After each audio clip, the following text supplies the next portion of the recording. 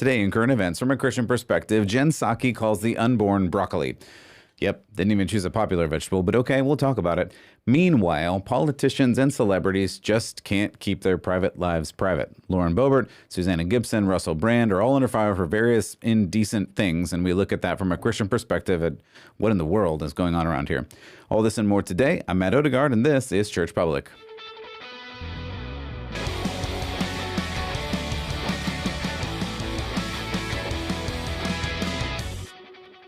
Welcome back to Church Public. As always, I'm your host, Matt Odegaard, and I really appreciate you stopping by. I've got a bunch of stories to look at today that we're just going to look at from a Christian lens so that you can understand how to live out your faith in whatever you're doing, because this world is just getting crazier and crazier, and you kind of need to figure out how to live in it if you want to be a Christian and not be like the world, but be in the world, not of the world, as Jesus tells us to do so. So if this is helpful to you, hit the like, subscribe, share, support, do all those things. If you want to go to churchpublic.com, you can see the videos at churchpublic.com/podcasts, and you can support via churchpublic.com/support, hoping that this gets up to the YouTubes as well for you audio listeners, though the last couple it didn't like. So we'll see what happens. I'm still working on that. I'm trying to find a workaround so that they will accept those videos. If not, they should be on Rumble. You can search at Church Public there and find it as well. We are looking at current events from a Christian perspective to help you live out your faith in whatever way that you can. So let's start out with some, I think, kind of fun news. This is one that I saw bouncing around the interwebs. This is in good old Pennsylvania. This is some students who decided to take it in their own hands because the district said they have the policy of letting males in female restrooms, and the students said no. So if you're just listening and not watching, this is just a video of all kinds of students walking down the street. I mean, and as it goes through, like, there are a lot of students, and I love this. The article that I read here, where is this article from? Sorry, I don't have the link. I'm sorry about that, but you can search it up. It's anyway, hundreds of students from Pennsylvania's Perkiomen, yep, I definitely messed that up, Valley School District walked out of class last Friday after the school board failed to enact a policy requiring transgender students to use the restroom corresponding with their biological sex. John Ott, who organized part of the walkout, said, quote, "Kids were upset. Girls, we wanted to protect them. They were upset. They didn't want men in their bathrooms." End quote. Right. and let's connect this story to the story that I talked about last time, where we had homecoming man becoming homecoming queen. And my frustration, as I mentioned the other day in that story, was apparently nobody cared. Apparently, the girls that were involved didn't. They just chose to participate. They didn't walk out. The parents of all the kids that were involved, all the girls that were involved, they didn't walk away and do anything. So this is what I love. I love seeing these students stand up and say, no, we're not going to do this. And I think we need more of that.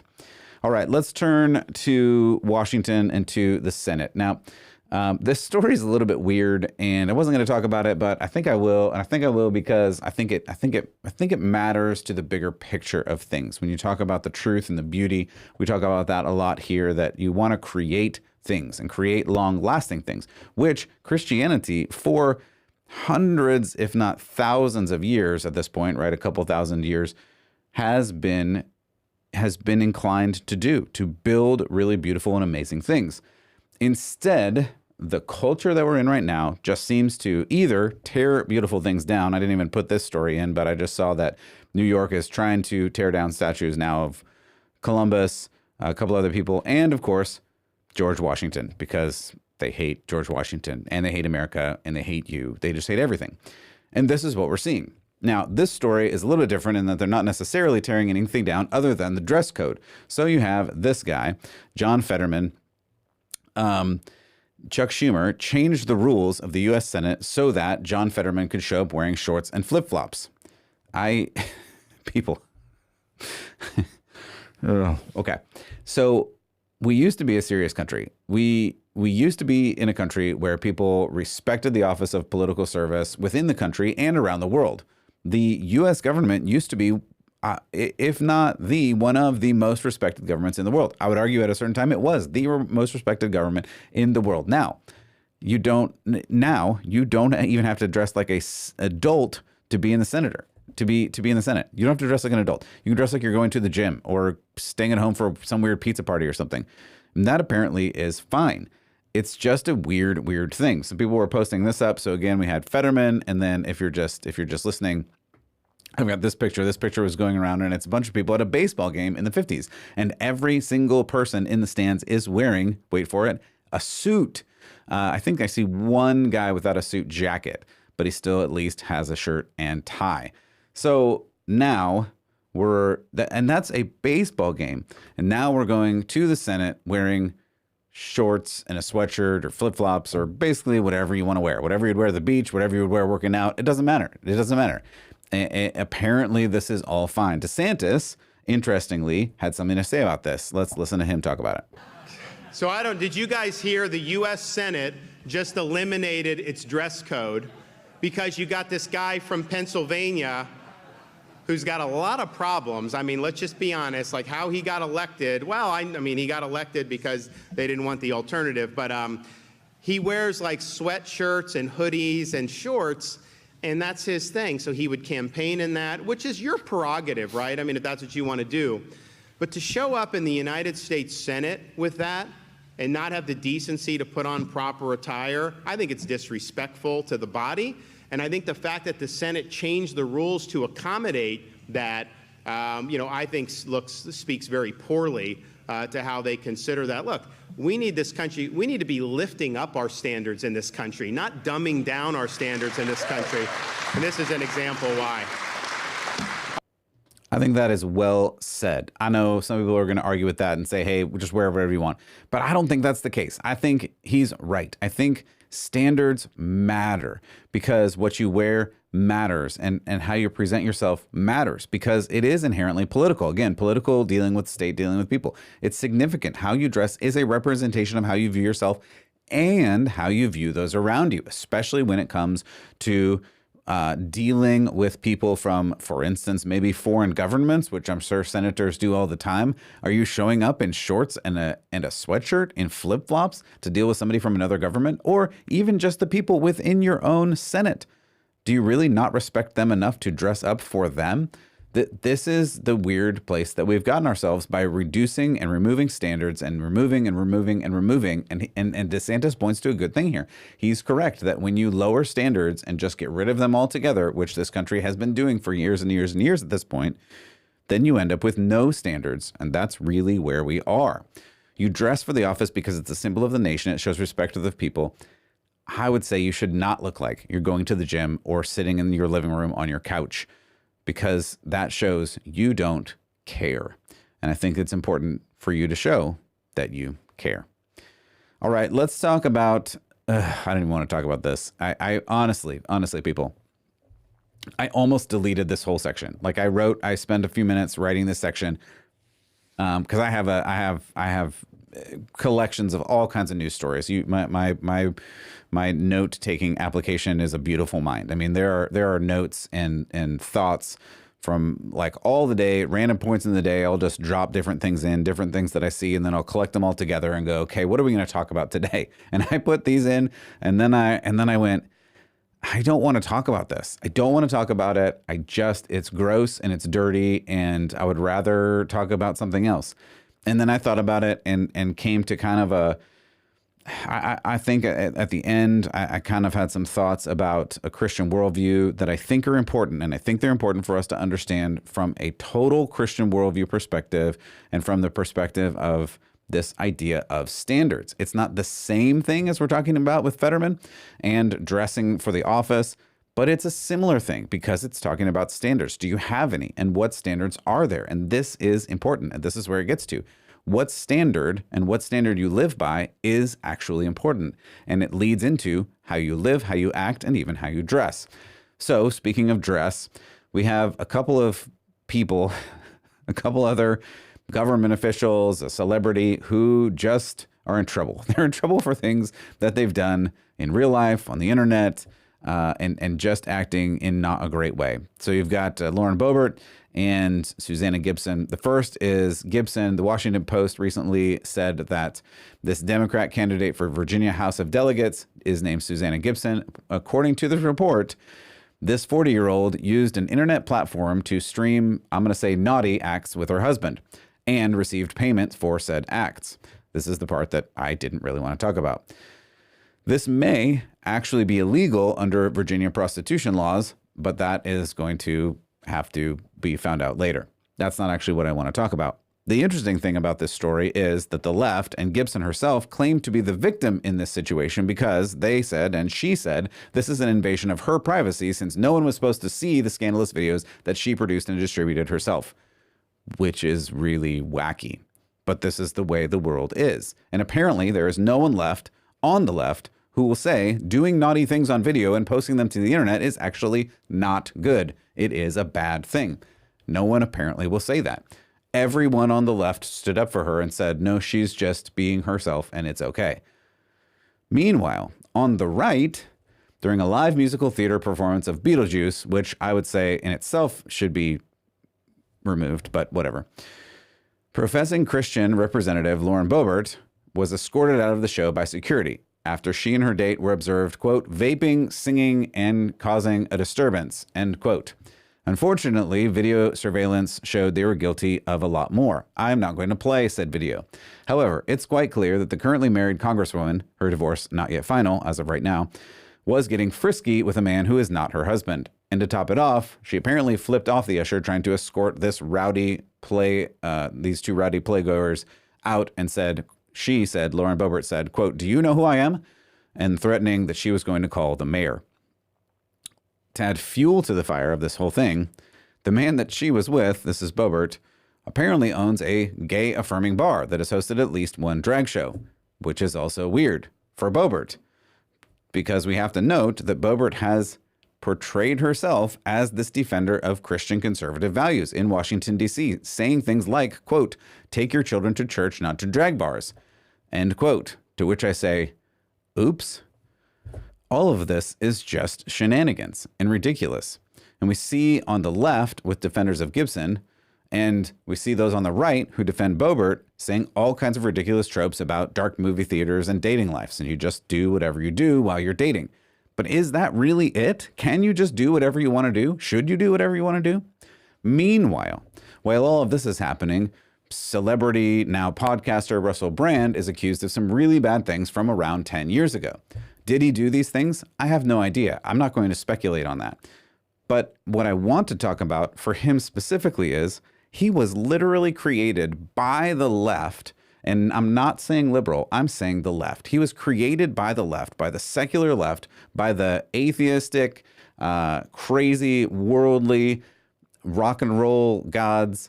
He was created as a rule-breaking rock star. That's literally what they created him to be and paid him to be. And now apparently they're all mad that he did that. If you followed his career at all over the past couple decades, you know that he was made in the media to be this character. He either is or became or was created as this character, and that's who he was in movies, on TV, all in apparently real life.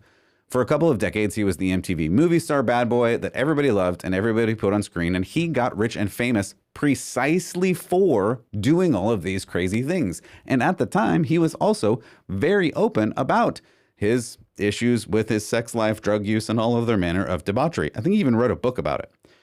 Now he hosts politically middle-of-the-road podcast, I would say still liberal left, but not as left as some, which means sometimes he's correct about issues plaguing the West. And now, after more than a decade, they are coming after him for his sex crimes, among other things as well.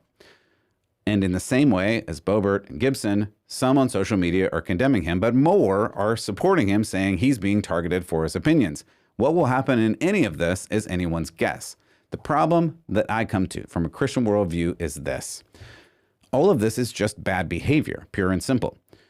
It seems like, of course it seems like everyone in DC, everyone in Hollywood just exhibits this bad behavior. And apparently because everyone just does this, we've become immune to even seeing it or calling it out. I've even had people quote the story of Jesus not casting the first stone to the woman in adultery as a reason not to call out the sins of the culture. But why? Why would you not call this out?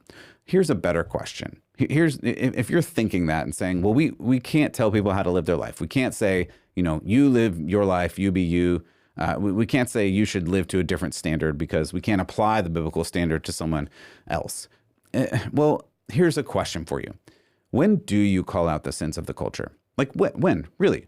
When people are marching while literally being naked on the street in parades? Because that has already happened. When men dressed as women are saying they want to sexually educate your children? Because that has happened too. So what is your line? When unmarried people get frisky in a movie theater? Or no, why not? If you choose a standard at all, what is that standard? And if you decide to have a standard, why wouldn't you make it the only good standard that has been proved to be good at building culture for a couple thousand years, namely the standard of Christ, which would most definitely call out the sin? Jesus said, in fact, you have had 5 husbands, and the man you are now with is not your husband. John 4:18. I know that this is tricky, and we don't want to condemn people. And I'm not even condemning any of these people. They are just products of the culture that we are in that just says, do whatever you want, live your truth, you be you. That's what this culture is telling them to do. And in fact, that's what they're doing. Now, I'm a little personally frustrated when people say I'm a Christ follower and then do these things. Sure, we all make mistakes. I make plenty. But I really try not to, with the power of God and the Spirit and as much as I can leading into that. When you go out to a movie theater on purpose and then do these things with a person who's not your husband, it doesn't seem to me like you're trying. That's all I got to say. Now, I know, before you keep throwing things at me or want to throw your phone out the window, which is fine, I know that politics will not save us. I'm very well aware of that. Only repentance and the cross actually will do that. Yet, at the same time, we've got to vote for people who actually live out the values that we claim to hold. And yes, I actually believe this is possible, even though the world, even many Christians, many celebrity Christians, are saying it's not. You just have to accept the good with the bad. When it comes down to it, sure, if you're faced with a choice between bad and a little bit less, of course you're going to choose the little bit less. But in a perfect world, why don't we start earlier in the chain and start finding people who actually live out what we're saying? And I do think that is possible, but I also think it's a long game. And that's the thing. When we started talking about standards and we started about creating things of truth and beauty, it takes a long, long time. Look at the cathedrals all over Europe. They were built over long, long, long periods. And we need to start thinking that way too. We need to start thinking, hey, how can we work on this generation now so that in 10, 20, 30, 50, 100 years, something great is built?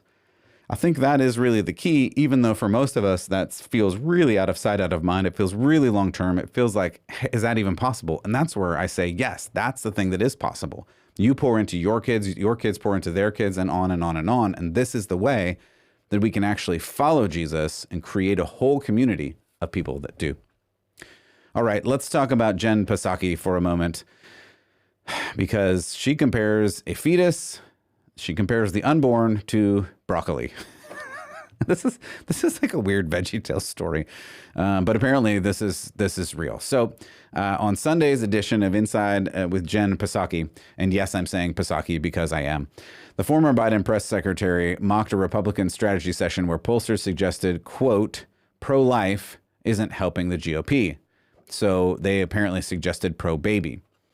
This allegedly, I guess, made Jen Psaki compare babies unborn to broccoli and lumps of coal. Yeah, let's watch this. For decades, Republicans have made one thing abundantly clear. They are the pro-life party. I intend to push for these pro-life measures just as hard as I know how. My position has not changed. I am pro-life. I'm also have been, continue to be pro-life. I'm pro-life. I'm a pro-life candidate. And I've been a pro-life governor. I'm proud to be pro-life, and I'm not going to be apologizing for people for becoming pro-life. Proudly pro-life. Unapologetically pro-life. Pro-life. Pro-life. Pro-life. As you know, I'm pro-life, right? I think you know that. You heard them. It could not be more clear where they stand on this issue. And if you need one more data point, let me just read from the Republican platform in both 2012 and 2016. Quote, abortion endangers the health and well-being of women, and we stand firmly against it. For years, many Republicans ran on the platform of overturning a woman's right to choose. But then something happened. They caught the car. Roe v. Wade was overturned, effectively ending all federal protections on abortions. So the GOP finally got what they wanted. But it turns out Americans, including a majority of independents, did not like it. An NBC News poll from June shows that 61% of all voters disapproved of the Supreme Court's decision to overturn Roe. And this issue didn't just register in polls, it actually swayed elections. Just last month in Ruby Red, Ohio, voters sided with defenders of abortion rights. In Wisconsin earlier this year, a winning candidate's pro-choice message helped her flip the balance of the state Supreme Court. In the Republican stronghold of Kansas, doesn't get much more Republican stronghold than that, voters chose to protect abortion rights in their state. And of course, in the 2022 midterm elections, the Republican Party vastly underperformed expectations. There was no red wave, largely because of their opposition to reproductive rights. Now, facing another major election, the GOP is in a bit of a pickle, and they know it. They're even meeting behind closed doors to discuss it. According to new reporting from NBC, Republican strategists are exploring a shift away from pro-life messaging on abortion after consistent Election Day losses for the GOP when reproductive rights were on the ballot. The reporting details a closed-door meeting this past week where Senate Republicans were presented with poll results that showed the term pro-life no longer resonated with voters. No kidding. Senator Josh Hawley actually said this with a straight face. Many voters think pro-life means you're for no exceptions in favor of abortion ever. A little memo to Mr. Hawley. In Missouri, which is the state you represent, abortion law makes no exceptions for rape or incest. No exceptions for rape or incest. But they don't seem to be wrapped up in these pesky little details of the actual impact of the policy because they are seeking a rebrand. Pro-life now becomes, in the words of Indiana Senator Todd Young, pro-baby. Pro-baby. Okay, I hate to break it to you, but if you call broccoli candy, it's still just broccoli. If you tie a really nice bow around a lump of coal, it is still coal under there. The branding isn't the problem here. The policy is the problem. And no matter what they call it, the truth is the Republican platform has long been pro-life. But for the sake of argument, because there should always be a bridge back to good policy making, in Washington, D.C. especially, if they wanted to be pro-baby, maybe they should stop opposing new child care and parental leave programs or food stamps for low-income women and young children. I could go on. It is hard to roll out an effective rebrand for a product that customers hate. That's a big old marketing tool piece of advice for you. And if I were them, I also wouldn't want to run on a platform of anti-rights, anti-choice, anti-women either. Sorry, that clip was longer than I expected it to be. I thought I had clipped it shorter, but there was a lot of interesting things there. If you're just listening, you didn't see my face laughing. But there, oh, man, there's so much happening there. But here's what I'll just say. This is such a silly argument. Apparently the argument is babies are not babies. They're just broccoli, or babies are not babies. They're just a lump of coal. And that I don't even know if that's really what she was talking about. Maybe she was just saying, like, I don't know. I really don't know. The argument lost me because she's all over the place trying to say that pro-baby is better than pro-life or worse than pro-life. I really don't even understand what the argument is. And then at the end, like, again, if you didn't see my face, I was trying to hold in my audible after, but she said, like, why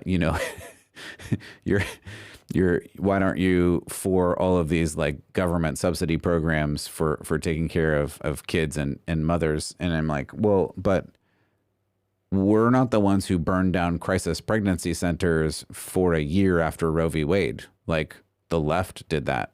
Like, specifically, they said it. And the government, the current administration, has only prosecuted like 1 or 2 people out of the dozens of pro-life centers that help mothers and babies. But that's not even part of the argument. Those are 2 different arguments. Do you take care of people when they're alive is a better argument, because your argument is let's just kill babies because they're not alive because they're just broccoli. Which is the more ridiculous argument here? Like, can we have a discussion about how to help living people more? Sure. Or are we arguing over whether a baby is actually just broccoli? Like, literally, is this a VeggieTales episode? Like, I don't know what we're talking about here. But either a life is a life or it isn't. And she ends with this veiled threat to the pro-life contingency, saying that if she were running the marketing, she wouldn't want to run on something that no one wants. And I'll say this. Is that true? Does no one care about innocent lives? I don't think that's true. I think people do care. And even more than that, I know that God cares. 10 Commandments, before you were born, I knew you. We've talked about all these before, all of the scriptures about that. And we know how this ends. And those on the baby sacrificing side just don't do that well. But for us, silly pro-life people who just want to save babies from being murdered, you can call me any names you want. And at the end, I know God is in the life-saving business, and Jesus loves the little children of the world. And no, they're not broccoli. All right, finally, a bit of sad news about Bible literacy. I think this is an important story to talk about. This came out of Barna's research. George Barna, he's done research for decades at this point. We've talked about many of the things. And sadly, the latest one that I saw was that only 2% of parents with young kids have a biblical worldview. 2%. That is a crazy low percentage to me. I know, and I have studied for a long time, the fact that biblical literacy, the amount of Bible people understand, is at an all-time low. I know that. And that makes me sad. And it gives me this thing, like you'll often hear me say to you something like, please go and read your Bible today if you haven't already. Open it up and read something from it. I can give you all kinds of suggestions on where to start, what to read. It's literally all good. Paul says that very thing to Timothy and says all scriptures God breathed. Anyway, so it makes me sad that apparently only 2% of parents with young children have a biblical worldview. So this article says that George Barna reports that 2% of parents with children of the age of 13 have a biblical worldview in his new book, Raising Spiritual Champions, Nurturing Your Child's Heart, Mind, and Soul. So apparently these parents reported a, quote, hodgepodge mixture of competing and often conflicting worldviews, end quote. And sadly, this is exactly what I'm seeing. That's not actually surprising, and it's not anything new for me. The surprising part to me was that it's only 2% actually do a biblical worldview. We'll talk more about that and what that is in just a minute. Barna, singles out uncommitted church-going Christian parents who have no plans or will to catechize their children, resulting in a, quote, catastrophic decline in biblical worldview in America. Now, catechize just means to teach them the ways of God. And it really could mean teach them the ways of any particular thing. But in this instance, we're using that to say the ways of God, the worldview of God, as we're looking at this. It makes me sad to hear things like parents, even church-going parents or quote-unquote born-again parents, just don't think a spiritual component to their child's life is a big deal. Like, how could that be? How can you raise your child thinking that, I guess, you just tell them this is all there is, or do we just believe in the Easter Bunny? Like, I don't know. I don't know where this goes. I don't understand how you get to that point where you think the Bible, church is not that important. Or maybe they don't even think about it. Maybe that's more of the thing. They're just doing sports and school and other activities. Maybe that's just what we're doing. But it's really crazy. And then to layer on top of that apparently only 2% actually hold a biblical worldview, I guess that is the answer. You don't have any ability to give what you don't have. If you don't know the Bible, how can you present the Bible to your children? And I guess I can understand that. It makes me sad. It makes me sad on another level. And this is one of the reasons that I actually started this podcast. One of the reasons I started this podcast is I was connected with, and am still in various places, churches that just don't quite teach the Bible. They teach a quote unquote gospel, but they want to make it accessible. And so in that way, they water it down to such a degree that it's just bland. It doesn't do anything. It's just vanilla. You can hear a message on a Sunday and then go back to living your plain old life the next day. There's no life change happening because there's no spiritual reality being presented. I think that is really sad. And I think that's the fruit that we're seeing, that these parents don't know that they can, and in fact, they should be also teaching their children. And I'll be the first to say too, I fail at this all the time. I absolutely don't do as well as I could at this, but at least in the back of my head, I know I need to, right? And if only 2% of this group even holds a biblical worldview, I don't know what they're doing. Like I do. I don't know why they would even strive to teach more biblical things. They just don't care, apparently. So this creates this huge hole in the spiritual world as parents are raising their children. Barna said that 1% of 13 to 14-year-old kids have a biblical worldview. One. That's crazy. That's basically none, right? That's statistically none. He says, quote, a majority of the young teens, 61%, either believe Jesus Christ sinned while he was on earth, dear Lord have mercy, or hold the possibility that he might have sinned. He says, Barna says, quote, not even half, 45% believe that God even created the universe, and an overwhelming majority believe that there are no absolute objective truths, end quote. Well, that's clear. That's obvious. That's what we see. You be you, live your truth is the mantra of the day, the spirit of the day. So how could there be a standard? This is what we've been talking about this whole episode. Is there a standard? Is there a standard for truth? Is there a standard for beauty? Is there a standard for anything? Can there be? Can I say to you, you should live a different way? Not you could, not you might want to. You should live a different way, because that way is not only the best for you, it's the best for those around you. And even beyond that, it's the way that God intended you to live. And it's not a mystery. You don't have to read some weird Da Vinci Code book or The Secret or any of these other things. You just have to open up the Bible and read it and do what it says. I know that sounds overly simplified, but that's really it. It's not that complicated. Now, it's harder to actually do and live out because you run into situations, which is why another reason I do this podcast, because you have to figure out how to live out your faith when the world tells you, no, you're not allowed to do that. That's why I bring you some of these kind of wacky stories, because there are evidences, there are moments in this culture, and the culture is pressing in more and more and more, saying, no, you cannot live out your faith. You are not allowed to. And yet God is saying, hey, but this is what it is. God's kingdom is real. Matthew 28, go then and make disciples. It's not a suggestion, it's a command. And what it's essentially saying is, go and read Matthew 28. Jesus is saying, the world, the kingdom of God is already.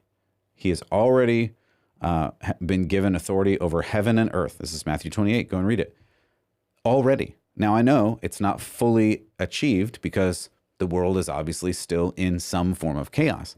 But God clearly says Jesus already has that authority. So we need to tell the world that he does. It's informing the world, discipling them in that.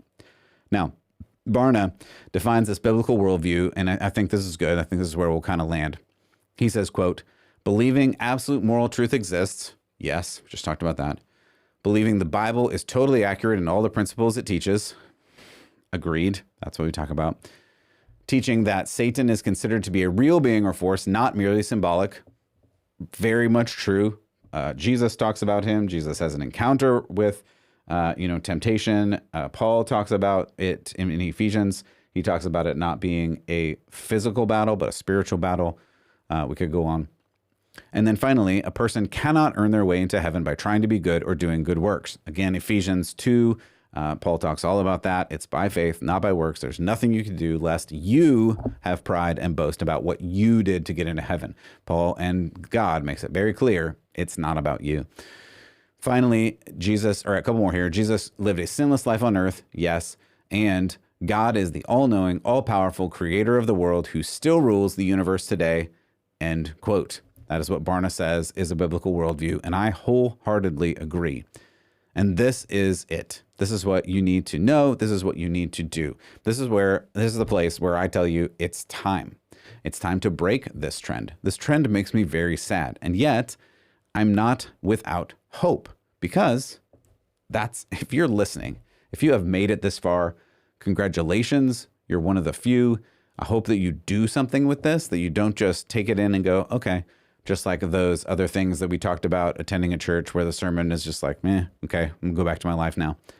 I hope that you do something with this, and not because of me, because of who God is and what the gospel is. We can break this trend. We can change this percentage. You can be a part of that. You can be a trendsetter. You can be the family that knows the Bible and lives out the Bible and follows Jesus and teaches biblical worldview to their kids and their friends and their small group and anybody who will listen. You can do that. And I would love to say you should. It's time. For Church Public, I'm Matt Odegaard. And as always, I hope that you will keep the faith.